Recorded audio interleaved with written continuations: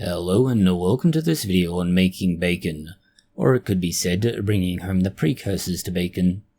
In very broad terms, bacon is a step up in making your own cured meat.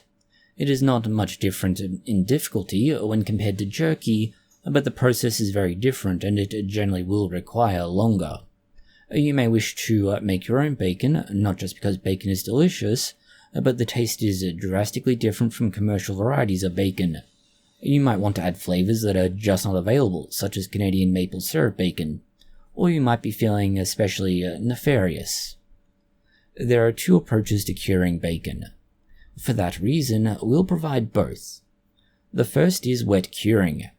This is arguably the slightly more safe of the two, simply because it should theoretically be safer. Understand though, in both contexts, there is some risk involved and you need to be careful with your food safety.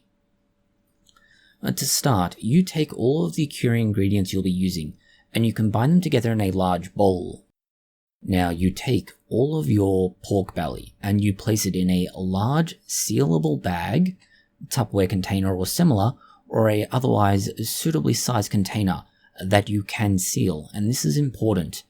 You also want it to be just the right size to fit the pork belly and the brining solution you'll be using, which will also include any flavorings that you are adding, such as maple syrup. Now, you want to place this in a cold environment, like for example a refrigerator, for 7 days. Each day you want to take it out and turn it over. This is important, as you want to ensure that the bacon precursor at this stage not only cures evenly, but that all parts of it are getting equal exposure. You don't want one side sitting and having, for example, anything untoward growing on that side because it's facing up, for instance.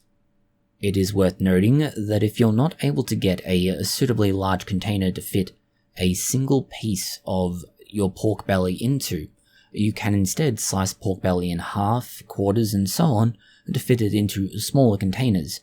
Just you will need to make sure that you rotate the pork belly in each container and don't forget any of them. After roughly 7 days, you want to remove the pork belly from the container that you have it in. It should be firm by comparison to how it was at the start. You then want to rinse it off and dry it. You should then let it sit for a few hours at least. This will allow it to air dry. Ideally, you want to wait up to 24 hours. After 24 hours, you then want to make sure you store it safely. It is at this point in time that you can now proceed to add your flavorings, for example, pepper, maple syrup, honey, and so on. In terms of the actual wet cure itself, or brine, the exact flavors will vary based on your choice, but in very broad terms, you want roughly 4 liters of water. You want 1 cup, or about 250 to 300 grams, about 10 ounces, of salt. Now, generally speaking, it's advised to use something like kosher salt, that's salt without iodine in it. You also want approximately 1/4 cup, or 60 or so grams of sugar, and 1/4 cup of any other sugar of your choice if you so wish, for example, honey or maple syrup. You may also wish to use curing solutions or powders as well. These are generally going to be further salts in particular that help to add flavor and to break down some of the, let's say, chewier parts of the bacon belly. You can also add things like bay leaves, garlic, peppercorns, cloves, and so on. It's very much up to your choice of taste. The reason we're not being prescriptive with this is that, again, your taste will vary drastically from ours, as long as you understand the rough ratios and generally err on the side of more salt than less. The alternative to using a brine solution or wet curing is, rather obviously, dry curing. You want to create, effectively, the same sort of recipe. That is, you want a powders or other dry ingredients from your wet cure brine, but you're not going to add them to water. You might wish, if you're going to do this, to use a little more salt, and if you're going to use sugar, a little more sugar as well, for the rather simple reason that the salt and sugar should act as a way of spreading out the flavour more evenly and making it somewhat more simple to handle.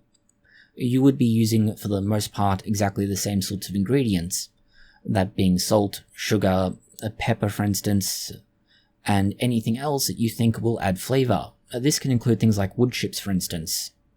Now, rub this over the entirety of 1/2 of your pork belly, using roughly half of the mixture. Now turn it over and repeat the process for the other side of the pork belly. This is important. You want to try and get it reasonably evenly spread across both sides.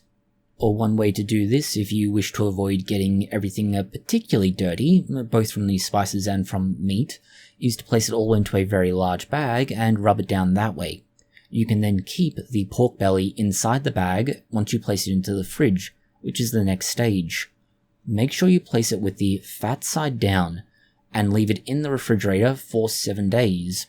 It can be as little as 5 days and up to 7. Just understand, there's that rough window of time. You will, as you go through each day, want to rotate the bacon belly or pork belly by flipping it over. This will help to ensure that any liquid that is in it is able to escape, rather than all working itself in one direction. You may find that if you have a particularly juicy piece of bacon, or bacon to be anyway, you'll find massaging the rub back into it once more each day will also help. After 7 days, you'll find that it should have begun to firm up, and if it hasn't, leave it for a few more days. It may take up to 10 days, and possibly a little bit more, to become quite firm. If it hasn't firmed up after 10 days, to be blunt, something has probably gone terribly wrong, and it's probably not safe. After the 10 days, assuming the pork belly is quite firm and arguably stiff, you should be able to rinse it off, dry it with a paper towel, and then proceed to anything else you wish to do. The things you may wish to do, as mentioned, are going to be things like smoking. Smoking is an entirely separate issue, but it's largely not complicated. It's something you should be able to manage yourself, assuming that you've engaged in smoking activities before now. And different kind to what you might think of at first, but it's outside the scope of this video. In terms of what to do now, you'll need to slice and store the bacon. Now you can get away with simply using a very good sharp knife, which will be quite simple. It's exactly the same thing you'd do with any other thing you need to cut. If you want to try and get a consistent result, you may wish to use a electronic or mechanical slicer. No matter which you're choosing, remember to always slice across the grain and not with it. This is important. If you don't do that, it won't end well. As with most homemade products, if you're not going to consume it within about a week of making it, you want to be putting it into the freezer. That's because, unlike other commercially made, for example, bacon products, it won't store as long. This largely owes to the nature of you using fewer preservatives and similar. This is how you make bacon. How you cook it is up to you, whether you make it crispy, chewy, or any other method you so wish. It's your call. You don't even need to bring the bacon home, it's already there. Thank you for watching this video. If you found it interesting, consider liking, sharing, and subscribing. Please do post any comments, questions, or suggestions you have below.